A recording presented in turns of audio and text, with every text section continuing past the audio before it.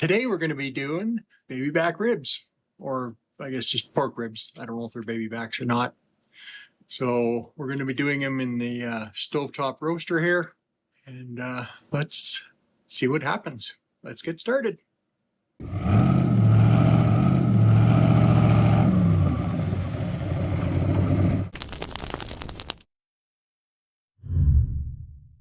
Okay, first of all, I'm going to show you what I've done inside the roaster here. So there's a pan that comes, or a rack that comes with the roaster. That's this one with the handles. So I'm just adding some smaller racks just to give us a little more height. So hopefully that's going to do what we want. And the reason I'm using these on top of the other one is so that we can lift the whole thing out when we need to get at the ribs to do the foil wrap part of it. Okay, so I'm just going to move this out of the way. Let me grab a little cutting board. Okay, so I'm going to start with the larger rack. So I'm going to put that on the bottom.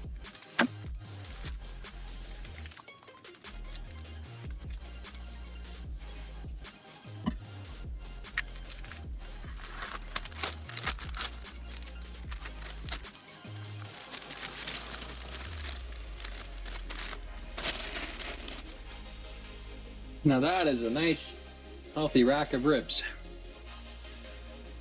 So you'll see some channels will actually make a point of getting rid of this membrane, but what I've discovered through both watching other videos as well as my own experience doing some ribs, that don't really need to do that. It actually, by the time you're done cooking, they're not an issue anymore. So I'm just going to take off some of these little thin pieces because all they're going to do is get dried up and burnt anyway. So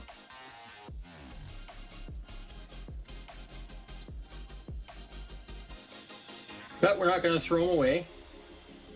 Save these little bits and pieces. We can throw them in with a batch of bacon.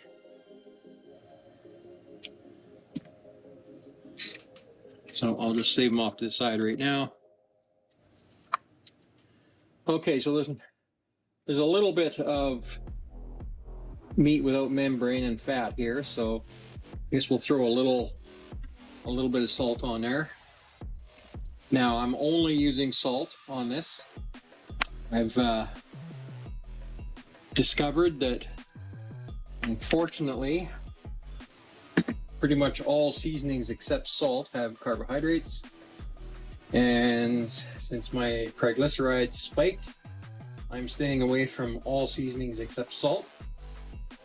But you can add whatever seasonings you like. Just like granulated garlic and fresh ground black pepper is really good on these. And that's what I used to always use.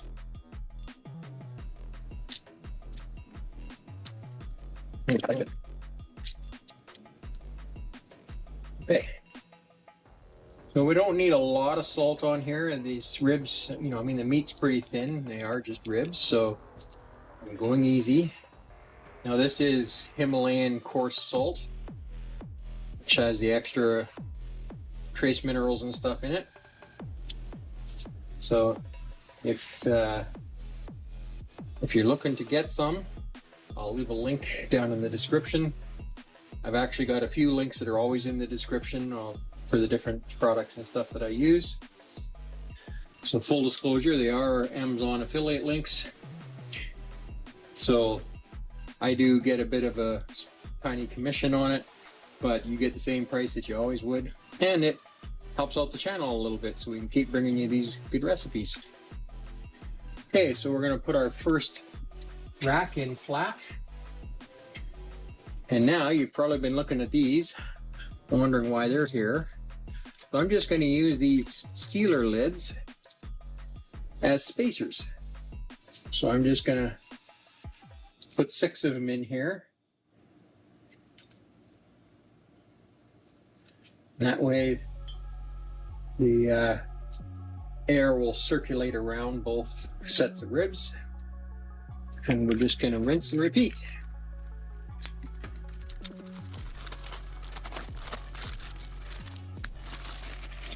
And we're just going to do the same little bit of a trimming operation. So I'm actually going to take this little thin end off because all that's going to do is burn. And we'll just take this little flap off.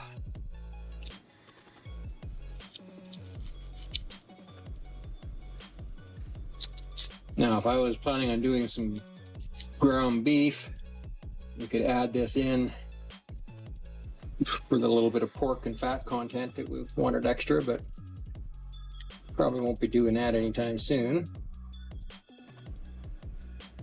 All right, so the same thing as before. Just gonna put on a light coating of salt.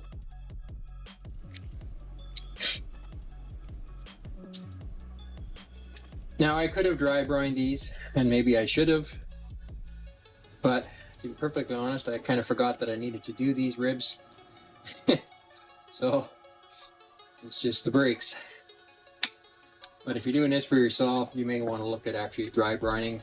It's fairly thin, so you could get away with probably dry brining just for 6 or 8 hours would probably be plenty.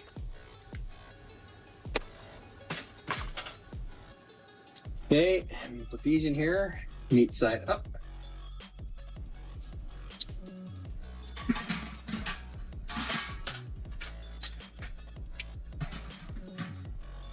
Okay, so at this point we're gonna cook these at 225 degrees Fahrenheit, or at least it looks like about 105 Celsius. Now that's probably gonna need about 4 or 5 hours before we're ready to wrap in tin foil. So I'm gonna be checking the temperature ever so often. For that, I use my instant read thermometer. There's also a link for this down in the description. This has worked really well. It's fairly inexpensive, but it's done a great job so far. So once we reach about 170 degrees Fahrenheit, and then we're going to wrap them in tin foil, put them back in, and we're going to turn the heat up to 275, and we'll let it cook until we reach about 190, and then we're going to turn it down to 150, and then we're going to let that basically hold at that 150 temperature to tenderize everything until tomorrow. So that's probably going to be about 15 or 16 hours, something like that. I'll bring it back when I'm going to wrap them in tin foil. Okay, so we've got some temperatures that are just above 170, some just a little bit below. So we're going to wrap these in tin foil, and then we're going to turn the temperature up a little bit, and then we'll pull them in when they hit 190. Okay, so you can see we got the larger set of ribs that are wrapped, and we've got those sealer lids on that again. So we'll take the other one, we'll set it on top. So now we're ready to go, so we're going to let this carry on. I'm going to turn this up to 325, and then we're going to turn them back down when they hit about 185 to 190. See in a little bit. Okay, so our ribs have reached 185 degree, actually 186 degrees. So that's plenty fine. So we'll just put the lid back on. We'll turn the temperature down to 150, and we're going to hold for 15 to 16 hours because there's going to be a little toughness left over, and I don't like bringing them up to 205 or 206 degrees where they would get tender by raising them up to that heat, because then they get a little bit of flavor loss. The texture changes and gets kind of mushy. So by doing this long hold, we get that beautiful fall off the bone tenderness, but retains all that wonderful pork flavor. We'll see you for the taste test. Hi there. Our ribs are all done. They finished their, well, I guess about 15.5 hour hold. I took them out and they've now been resting for about 20 minutes. And I've got Mrs. Fuzzy D here, and we're going to do a taste test and see if it was worth the wait. So let's get started. So we'll start with this one here. We'll open this up. You can see how we wrapped it. This one's a pretty big slab. Now, because I'm carnivore, the only thing that was put on here is salt. So no barbecue sauce, no other seasonings, nothing like that. Oh, is that ever soft?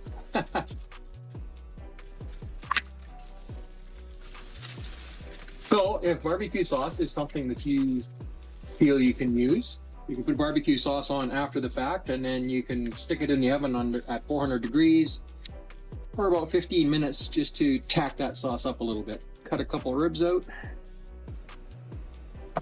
I can find the break in the bone here. Boy, these are cutting just like butter.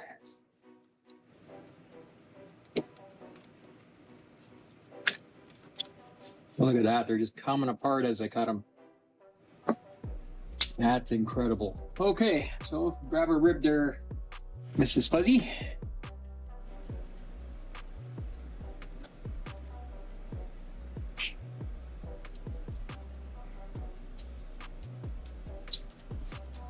Extremely tender.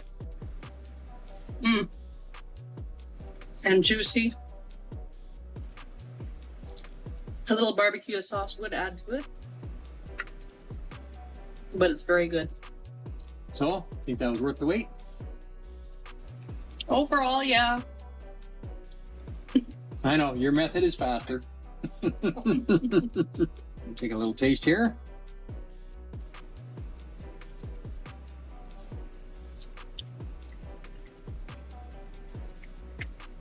Yeah, just missing the barbecue sauce. Wow, that's incredible. Salt flavors all the way through the meat. And if you look here, you can see how cleanly this is coming off the bone. I mean, it's just coming off the bone completely clean. So if I peel this back, see, it leaves a nice clean bone behind. That's exactly what we want. Yeah. I don't know if I've had any more tender. Yeah, I think that's the tenderest rib I've ever had. Yeah, it's absolutely incredible. If you enjoyed this video, please make sure to like and subscribe and hit that notification bell so you catch the rest of our recipes and other videos on our channel. Thanks for coming to hang out with us today. We really appreciate you being here. We'll see you on the next video. Bye for now.